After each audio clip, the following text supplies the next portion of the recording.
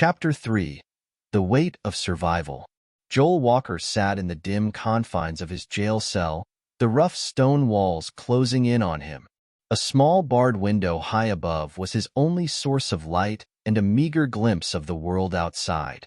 The days stretched endlessly, blurring into nights, and the weight of his situation bore down on him like a physical force.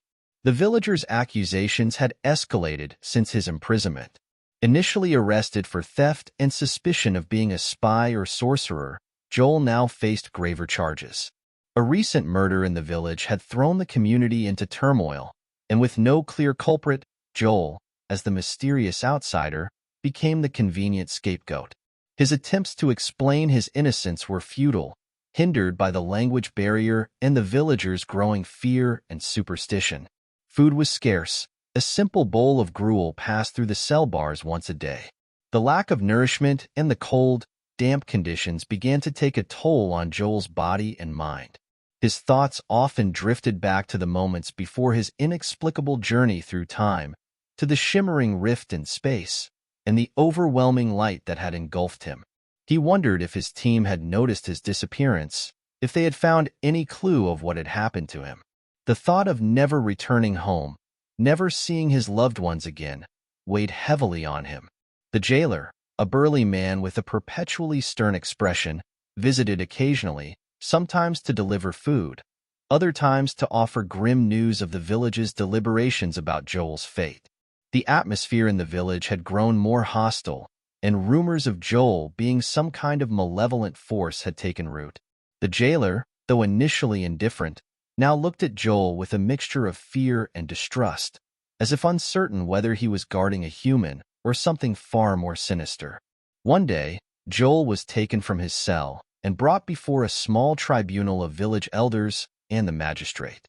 The makeshift court was held in a large communal building, its walls adorned with religious symbols and artifacts.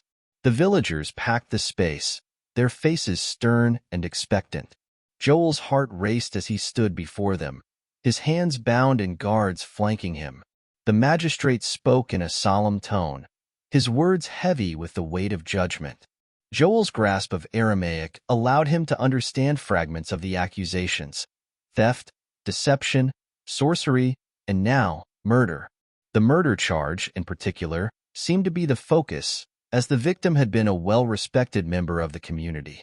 The evidence against Joel was circumstantial, based largely on fear and the villagers' need for someone to blame.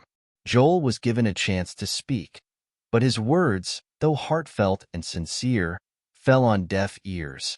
The villagers' distrust and the palpable tension in the room made it clear that they had already decided his guilt. The magistrate pronounced his sentence. Joel would be held in the village until further notice, pending a final decision on his fate. The implications were clear. Execution was a likely outcome. As Joel was led back to his cell, the reality of his situation sank in deeper. He was not only trapped in a different time, but was also at the mercy of people who saw him as a threat. The thought of facing execution for crimes he didn't commit was terrifying. The uncertainty of his future loomed large, and Joel struggled to maintain hope. Back in his cell, Joel tried to piece together any possible way out of his predicament.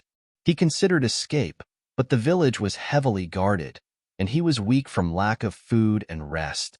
Thoughts of divine intervention, of somehow being transported back to his own time, flickered in his mind, but they felt more like desperate fantasies than real possibilities.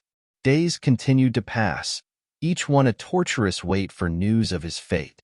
The village was abuzz with rumors and fear, and Joel could hear snippets of conversation from the guards and villagers passing by. The sense of impending doom grew, pressing down on him with each passing hour. Then, one evening, as the sun dipped below the horizon, casting long shadows through the barred window, Joel heard a soft voice from outside his cell.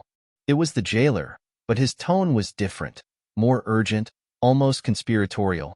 The jailer quickly explained that some of the villagers were planning to take matters into their own hands, fearful that the magistrate's justice might not be swift enough.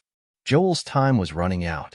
The jailer, despite his initial wariness, seemed to believe in Joel's innocence, or at least pitied his situation. He hinted at a possible escape route, a narrow passage beneath the building that led out to the edge of the village. It was a slim chance, but it was the first glimmer of hope Joel had seen in weeks. As the jailer prepared to leave, he pressed a small, crude map into Joel's hand, whispering hurried instructions. Left alone in the cell, Joel studied the map, his mind racing.